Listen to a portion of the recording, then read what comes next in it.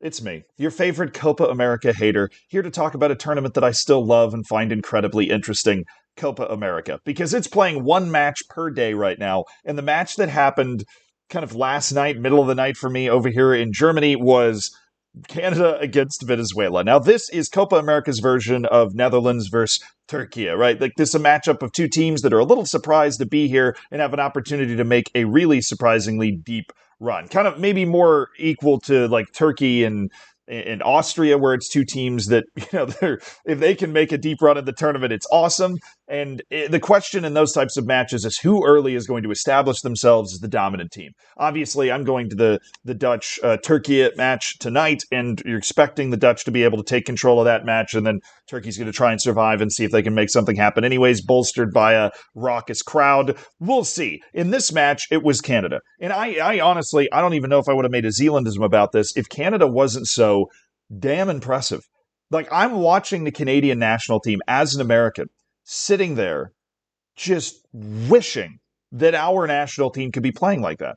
I'm not the only one. One of my brothers is sitting there looking at the computer, watching the highlights, going, "Hey, I wish the U.S. was playing like that." That's the level that Canada's playing at right now. They were by far the better team over Venezuela. A Venezuela team that won all three matches in their group stage, and that when I went through the predictions and said, I still don't really believe Venezuela's actually that good, I had a bunch of people telling me, like, hey, have you been watching Venezuela in qualifying? They had a good start to World Cup qualifying as well. This is a Venezuela team turning the corner, and I don't necessarily doubt you. That just means that Canada's even better. Right, they're clearing that sort of threshold, and they were balling out. If you look at the XG of this match, now it ended up going to penalties. Canada had 2 XG in this match. Venezuela had 1.25. Now, I know I've made that video that's going to be held over me for the rest of time about how I am starting to kind of hate stats, right? But I will say this, having watched the extended highlights of this match, because I was asleep, it was 3 a.m. here when the actual match was played, I'm surprised that it was that close. It really feels like Canada, it was just chance after chance after chance, and then Venezuela would get a counterattack or whatever. But Canada had 4 or 5 plays where you'd think it was more likely to score a goal than not. A 2-on-1 or a cross that finds an open guy who just puts it over the bar, or a shot that just trickles onto the top side of the crossbar and out instead of going in, or a really good save by the Venezuela goalkeeper. Canada was all over them all night and scored early, scored in the 14th minute. And this was a Canada team missing Tajon Buchanan, who I, is a resident CONCACAF expert, believe is one of their best players. Tajon Buchanan is a baller, but he broke his leg in practice. He wasn't able to be there. The guy that ended up scoring the goal, Jacob Schaffelberg, actually held up Tajon Buchanan's jersey after scoring the first goal. The problem for Canada was the same problem that Canada had at the World Cup, where they would have these rampant spells where they were just, and even against a team like Belgium, they're just running a team like Belgium off the field, and then they give up a stupid goal. And that's exactly what happened in this match. It was a set piece that was then cleared. Solomon Rondon, the spirit animal of Venezuela, was 1v1 against one of the big physical Canadian center backs. They jostled. Rondon wins the ball and creates a bit of separation. And for some reason, the Canadian goalkeeper decided to take a tour of Winnipeg instead of get back. And so Rondon just squares up, looks up, and just launches a really wonderful lob of the keeper from near midfield. And Crepeau's, the keeper, is just trying to run back and can't get there. So Venezuela scores the equalizer, and it ends up going all the way to penalties. But if Canada can actually cash in on the types of chances that they were creating, there is a legitimate, I'm going to warn you right now, there is a legitimate chance that Lionel Messi's final Copa America is ended by the Canadians. Like, I have no idea how that's possible, but this Canada team has the right feel-good stuff. They've got the superstar talisman in Alphonso Davies, who brings it for this Canadian national team. They've got the star striker in Jonathan David, who brings it. And they have a bunch of role players who play in a bunch of disparate leagues all over the world, or MLS, that just play really well with Canada. They play hard. They play in a great system. And Jesse Marsch, he's a good coach. He's got these boys humming. Jesse Marsch is 6 matches into his tenure with Canada, and he has already taken Canada to its first Copa America semifinal ever.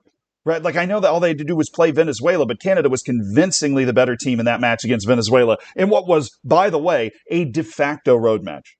This crowd was ultra pro Venezuela, right? I mean, the Venezuelan community in the United States is large, it is vibrant, and they usually don't have a great national team to cheer for. So, Copa America quarterfinals, the favorite according to group position after winning their group on 3 wins and 3 matches, right? Like the energy and the momentum behind Venezuela and the energy and momentum in the crowd for Venezuela was so high. And the refereeing was typical. I will say typical Copa America. This happened in the first 10 minutes. This wasn't even called a foul. And yes, there's no other defenders here. He is going in on goal here and gets tugged legitimately down to the ground by this particular play. And it was not even given as a foul, let alone what could have potentially been a penalty if you watch the play kind of all the way through. There was another play in this match where Canada is on the break and the goalkeeper for Venezuela comes out and just beats a Canadian player to the ball right next to the sideline and smashes it out of play. So, of course, Canada's trying to grab the ball to get a quick restart in, right? I mean, we've all seen that play before. But the goalkeeper runs over and literally hugs the ball that the guy's trying to pick up. Like, he grabs the ball, and then the goalkeeper just comes over and kind of hugs the ball and hugs him so that he can't get the quick restart in. And the referee doesn't even give a card. It's the most obvious yellow card of all time. Jesse Marsch is losing his mind. The announcers are losing their minds. Like the refereeing was pretty standard Copa America, just complete and utter nonsense that you just have to handle and progress through. And then in the penalty shootout, Canada showed even more mental toughness because Canada got the lead 2 separate times in this penalty shootout and then missed it. And it came down to Alphonso Davies, who had to score a penalty. It was 3-2 Venezuela to the 10th of 10 penalties in the 5-5 thing. And Alphonso Davies slotted a brilliant one. And then Crepeau made a second penalty save, the goalkeeper for Canada.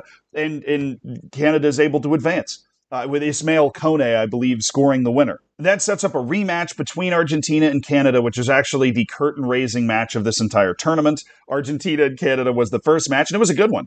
I was 0-0 for the first 60 minutes before Argentina was able to create some separation. But look, is Argentina going to win? Probably. But this performance, the way Canada played in this match, if they can play a version of this match where they don't make that one stupid mistake, they have the toughness, they have the mental fortitude, and it really looks like they have the ability to give Argentina some problems. An Argentina team that sputtered a little bit against Ecuador, that wasn't able to put Ecuador away, and then Ecuador all of a sudden popped up with a goal. I mean, both of these teams advanced on penalties. We haven't had a non-penalty match so far in Copa America, which, again, not playing 120 minutes probably has something to do with that, right? It's only 90 minutes and then straight to penalties, which is incredibly stupid. But in those 90 minutes, we have now gone to penalties on both occasions. And Canada and Argentina will play each other for the second time.